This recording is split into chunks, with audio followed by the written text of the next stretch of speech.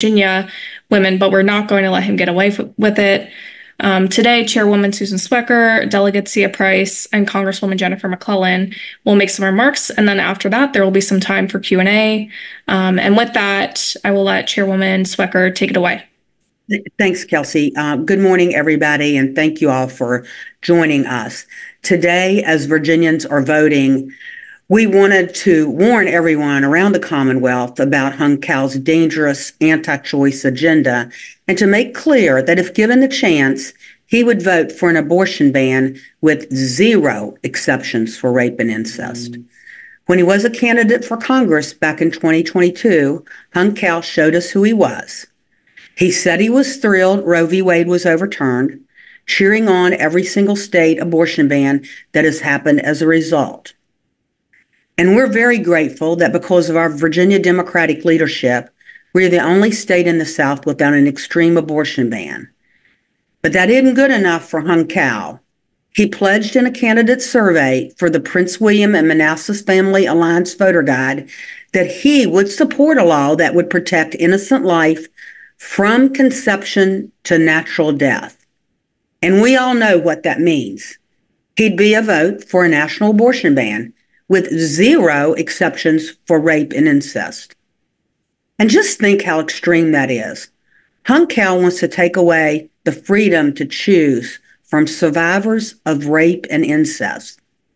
He thinks he knows better than Virginia women.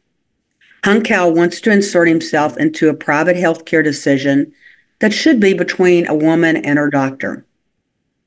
But look, this isn't the first time Hung Kal has shown himself to be an out-of-touch elitist.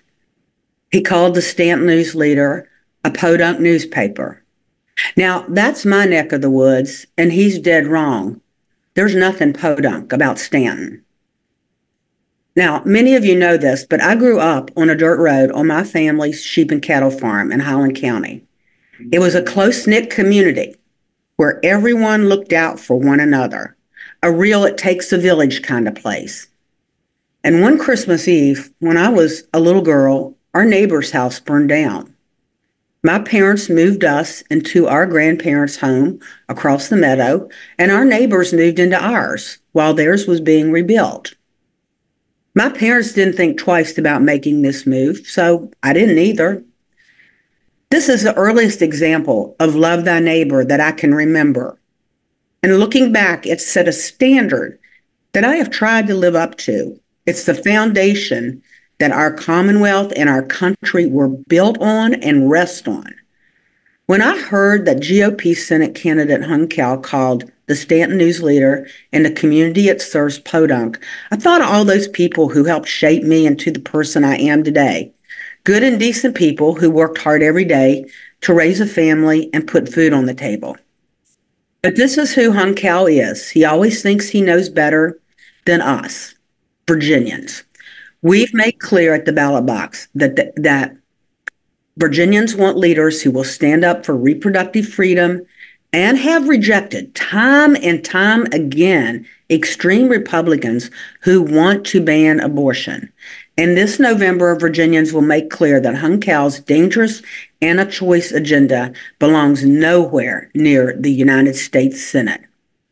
Here to talk more today about what's at stake in the U.S. Senate race is Delegate Sia Price and Congresswoman Jen McClellan. And with that, I will turn it over to Delegate Price. Thank you, Chairwoman Swecker. Good morning to all on the call. Reproductive freedom and justice have been a priority of the House Democratic Caucus in the General Assembly since before I even came into office in 2016. We have been fighting to keep the entire spectrum of reproductive services accessible and affordable for Virginians, including abortion. And we know that Tim Kaine is the only candidate for United States Senator on the Virginia ballot who will stand up for reproductive freedom. His opponent is a threat to reproductive freedom all across the Commonwealth. Hung Kao, like many Republicans, has pledged their support to the most extreme and dangerous agendas, including support for a national abortion ban and ambiguity on his stance on IVF and contraception. And he continues to say dangerously and inflammatory statements like comparing abortion to the Holocaust. But instead of incendiary rhetoric, people need leaders who will protect their access to reproductive health care. We have seen the damage that abortion bans are doing across the nation. These bans and their resulting lack of affordable care puts women's lives at risk and disproportionately impacts Black women, exacerbating the Black maternal mortality crisis. Over half of Black women ages 15 to 49 live in states with bans or threats to abortion access, and Black women are 3 times more likely to die in connection to childbirth than other women. In Virginia, the Black maternal mortality rate is about 2 times greater than white women. In the states with abortion bans, forced labor can mean a death sentence for some women or a prison sentence for others. Look at the stories of Amari Marsh, Candy Miller, and Amber Thurman. The lived experiences of women, especially women of color, are being ignored by MAGA extremists, including Hung Kao. And that's why we know Virginians cannot trust him protect reproductive freedom, because a national abortion ban, threats to IVF and contraception, and cruelly ripping away women's rights to access the care they need is a recipe for disaster. Right now, Virginia is the last state in the South without an extreme abortion ban, and that could change if Hung Kao makes it to the Senate. And I am before you today as someone who can't afford a flip-flopper or a fence rider when it comes to reproductive freedom and justice. In the General Assembly, I've worked to pass the Right to Contraception Act so that we can keep Virginia safe as a haven for the full spectrum of services included in reproductive freedom. Without an IUD, I would not be able to do the work that I do because of my polycystic ovarian syndrome. And there are millions of women across the nation whose birth control is healthcare they need for a variety of conditions. Additionally, the decision of if, when, and where to have a family is the most basic of economic decisions a family can make. That's why immediately after Roe was overturned, Senator Tim Kaine introduced the Reproductive Freedom for All Act to restore Roe v. Wade and protect access to abortion and contraception. He has also sponsored the Access to Birth Control Act to guarantee timely access to contraceptives at pharmacies nationwide, the Convenient Contraceptives Act to strengthen access to birth control, and the Right to IVF Act to protect and expand access to IVF and other assisted reproductive technologies, many of which are the technologies that women with PCOS need in order to start a family. 88% of Virginians support the Right to Contraception Act, and an overwhelming majority believe that abortion should be legal under some or all circumstances. And Virginians deserve a senator who will fight for their reproductive freedom, not one that is playing politics with our bodies and our freedoms. I am grateful to have Senator Tim Kaine as a hardworking and dedicated ally in the work to protect reproductive freedom and justice for Virginia. And that is why I hope Virginians will join me in supporting him for re-election. And with that, I will turn it over to Congresswoman McClellan, who represents the 4th Congressional District. And that's after having been a meaningful and impactful and effective state senator and delegate. Thank you, Delegate Price, and thank you everyone for joining us this morning. Reproductive freedom is under attack like never before. Since the Supreme Court's disastrous decision to overturn Roe versus Wade, we have seen an all-out assault on the rights of women and pregnant individuals to make their own healthcare decisions in consultation with their doctor. We've seen abortion bans and extreme restrictions sweep across the country from coast to coast. No region is immune, and we have seen the result is women dying in parking lots because a hospital is afraid to provide the miscarriage management that they need until they are septic, and it is resulting in their deaths. 14 years ago, I became the first member of the Virginia House of Delegates to be pregnant and give birth while in office. That experience gave me a new perspective on how abortion laws and restrictions impact healthcare decisions, the doctor-patient relationship, and pregnancies. Then 5 years later, I had a high-risk pregnancy and nearly died giving birth to my daughter.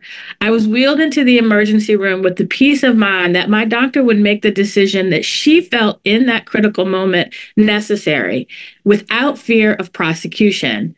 Now, my daughter, when she reaches childbearing years, could have fewer rights and fewer decisions on what to do with her own healthcare decisions or whether, when, and how to become a parent.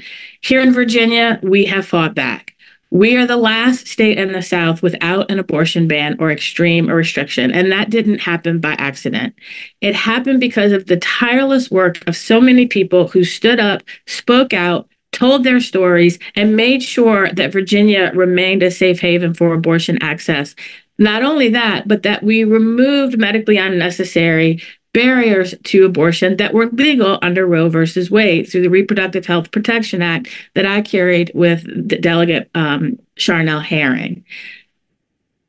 But with the fall of Roe, with the wave of restrictions that we have seen, it is having an impact on access to services in Virginia.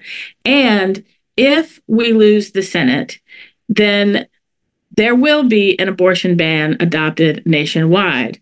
We have got to stop Republicans like Hung Cao, who are bent on ripping away reproductive freedom, not just in the states, but across the country. We know what their agenda is because in the different states, we have seen Republican legislators emboldened by the fall of Roe working even harder to pass more extreme restrictions. But here in Congress right now, we see the same thing. Every single must-pass piece of legislation, we have seen either House Republicans or Senate Republicans try to add further restrictions. When given the opportunity to protect in vitro fertilization, Republicans in the Senate voted no. Hung Cao will be another vote to further restrict reproductive freedom, not just access to abortion, but contraception and in vitro fertilization. Because for some reason, Republicans want the decision of how, whether, and when to become a parent to be up to them and not up to the people of the United States. We're not going back to those days. We need to make sure that we elect Tim Kaine, who will protect reproductive freedom, who will ensure that we restore Roe versus Wade as the law of the land, and who understands that decisions about when, how, and whether to become a parent, what to do in the case of a miscarriage, or any other healthcare decision should be made between a patient and their provider, not their United States senator, not the president of the United States, and not the governor or state legislators in every other state.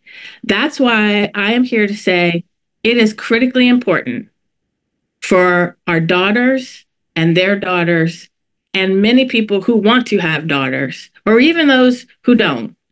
It is critically important that we elect Tim Kaine and keep the Senate Democratic this November.